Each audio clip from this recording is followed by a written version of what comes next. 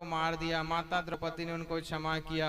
फिर उसने अपनी क्या दिखाई है, क्या दिखाई है, अपनी क्रूरता दिखाई है। माता उत्तरा के गर्भ में ब्रह्मास्त्र को छोड़ा था ना, कल कथा सुने थे। तो भगवान बांके बिहारी लाल अंगुष्ठ अंगूठे के मात्र उनके गर्भ में जाकर के परीक्षित जी महाराज की रक्षा किए, ब्रह्मास्त्र को शांत किए। तो उसकी अश्वत्थामा की इच्छा नहीं थी इसी कारण, और लेकिन भगवान की इच्छा थी, उसी कारण उनका नाम परीक्षित रखा गया। और कृष्णचंद्र जी किनकी अवतारी हैं? विष्णु जी की अवतारी हैं। और विष्णु जी महाराज ने परीक्षित जी महाराज की गर्भ की रक्षा की, उनको जन्म इस दुनिया में लाया, इसी कारण उसको विष्णुरात कहा गया।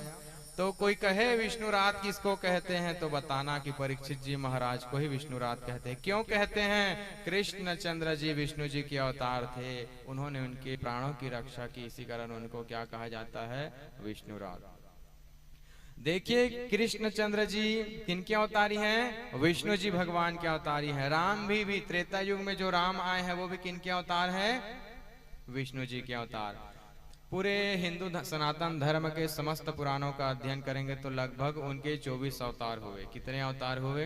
24। लेकिन श्रीमद् भगवत जी में लगभग 10 अवतारों की चर्चा है। अब वो अवतार कौन कौन से हैं संक्षिप्त में अगर जानना चाहें तो कच्छप कछुए का अवतार लिए जगत का कल्याण करने। भगवान ने वाराह रूप में धरती की रक्षा की है ना, हिरण्यकश्यप का, आगे कथा में हम सुनेंगे।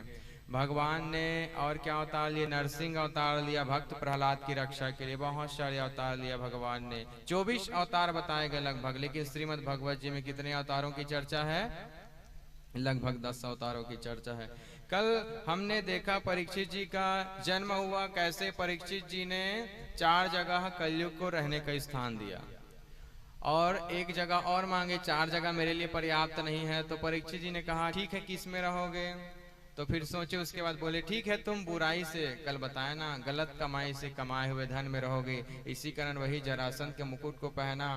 उसके बाद तक्षक नाग वाली कहानी हमने सुना ना, फिर 7 दिन में उनकी मृत्यु। तो यही कहने का तात्पर्य है कि कल परीक्षित जी की कथा से हमें सीख मिलती है कि हमको बुराई से कमाए हुए धन से बचना चाहिए, वरना जैसे परीक्षित जी जैसे प्रतापी राजा का हाल हुआ वैसे ही हमारा हो सकता है। लेकिन समय रहते उन्होंने किसके शरण में गए? सुखदेव जी महाराज के शरण में गए। सुखदेव जी ने कथा सुनाई।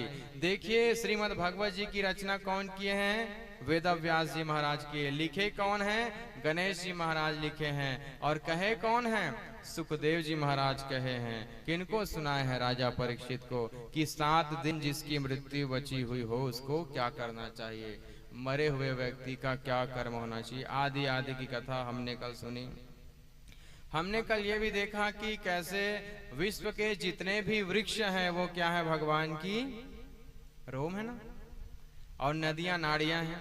विराट भगवान है, उनका जो तलवा है, पैर का जो तलवा है वो क्या है? पाताल लोक है। विराट भगवान का जो मस्तक है वो क्या है? ब्रह्मलोक है। कल हमने देखा विराट भगवान कितने विशाल है।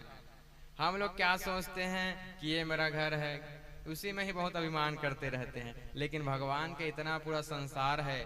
कल हमने बात बताई चिड़िया वाली, चिड़िया का पूरा संसार उनका घर है। कोई भी डाली पे जाकर के बैठ दे, कोई नहीं कहता ये कि मेरा पट्टा है, ये मेरा जगह है। बोलता है क्या चिड़िया को? कोई नहीं बोलते। उनमें जरा अभिमान नहीं होता। वो विश्व के, आप हो सकते हैं आपके धान को भी खा दे, लेकिन कोई नहीं कहेगा कि मेरे धान को खाए। लेकिन उनमें जरा सा अभिमान नहीं होता। इसीलिए हमको चिड़िया से भी ये बात सीखनी चाहिए। चिड़िया से भी, पक्षियों से भी हम बात सीख सकते हैं कि कैसे हमको अभिमान रहित होना है। और जो व्यक्ति अभिमान रहित है, जिसके मन में कोई अभिमान है, निश्चित रूप से उनको श्री भगवत जी कोई न कोई रूप में प्राप्त होंगे। और भगवत जी कौन है? यही बांके बिहारी लाल ही हैं। बोलिए श्री राधे रमन सरकार की जय। आगे देखिए सृष्टि की रचना। सृष्टि की रचयिता कौन है? ब्रह्मदेव जी महाराज है। आइए एक प्यारा सा भजन तत्पश्चात आगे कथा में प्रवेश करें। कैसे सृष्टि की रचना हुई, किस तरह से हुई, किनके द्वारा हुई, बोले